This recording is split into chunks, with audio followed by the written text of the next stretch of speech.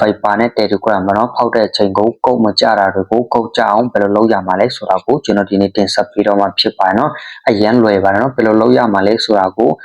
အရင်ဦးဆုံးကိုဖောက်မဲ့ application ကိုနေရမှာဖြစ်ပါတယ်နော်မိတ်ဆွေများဒီ Viber မှာဒီ Viber ဖွင့်မယ်ဆိုရင်ဒီ Viber ကိုအကြာကြီးနှိပ်လိုက်ပါနော်အကြာကြီးနှိပ်လိုက်ပါနှိပ်ပြီးတော့လို့ရှိရင်ဒီ icon ပုံစံလေးကိုတစ်ချက်နှိပ်လိုက်ပါနှိပ်ပြီးတော့လို့ရှိရင်ဒီလိုမျိုးပေါ်လာမှာဖြစ်ပါနော်ဒီအပေါ်ကြောင်းပေါ့နော်ဒီအပေါ်ကြောင်းဒီကြောင်းလေးကိုတစ်ချက်နှိပ်လိုက်ပါဒီနှိပ်ပြီးတော့လို့ရှိရင်ဒီလိုမျိုးကိုရောက်လာမှာဖြစ်ပါနော်အောက်ကိုနည်းနည်းဆွဲလဲပေါ့နော်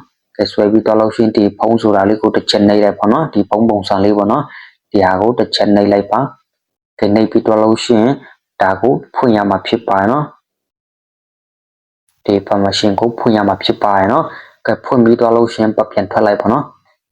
ပြန်ထွက်လိုက်နောက်ပြီးလို့ရှိရင်ဒီ SMS ကိုဖွင့်ရမှာဖြစ်ပါနော်ဒါလည်းဖွင့်ရမှာဖြစ်ပါနော်ဒီနှစ်ခုဖွင့်ထားမယ်ဆိုရင်မိတ်ဆွေများတို့ဒီ Viber ဖွင့်တဲ့အချိန်ပေါ့နော်ဒီပါဖွင့်တဲ့အချိန်ကိုကုတ်ကကြာလာမှာဖြစ်ပါတယ်နော်ဒါက Viber ပေါ့နော်ဒီ Telegram ကိုဘယ်လိုလုပ်ရမှာလဲဆိုတာကိုဒီ Telegram နဲ့တူတူပဲနော်အကြာကြီးဖြည့်ထားပါနော်ကဲဖြည့်ပြီးတော့လို့ရှိရင်ဒီ icon ပုံစံလေးကိုတစ်ချက်နှိပ်လိုက်ပါနေပြီးတော့လို့ရှိရင်ခုနလိုမျိုးပဲเนาะဒီအကြောင်းကိုနှိပ်လိုက်ပါဒီနေပြီးတော့လို့ရှိရင်ဒီဖုန်းပုံစံလေးကိုတစ်ချက်နှိပ်လိုက်ပါဒီနေပြီးတော့လို့ရှိရင်ဒီနေရာလေးဒီအပေါ်ကြောင်းကိုဖွင့်ရမှာဖြစ်ပါနော်ပြန်ထွက်လိုက်ပါเนาะ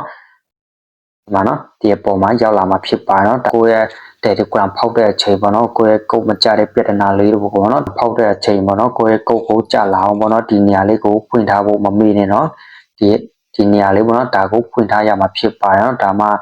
ကိုယ့်ရဲ့ Telegram ဖောက်တဲ့အချိန်ကိုကုတ်ကကြာလာမှာဖြစ်ပါเนาะဒါဒီလိုမျိုးပဲเนาะဒီဗီဒီယိုကိုအကျိုးရှိမယ်လို့ထင်ပါတယ်เนาะ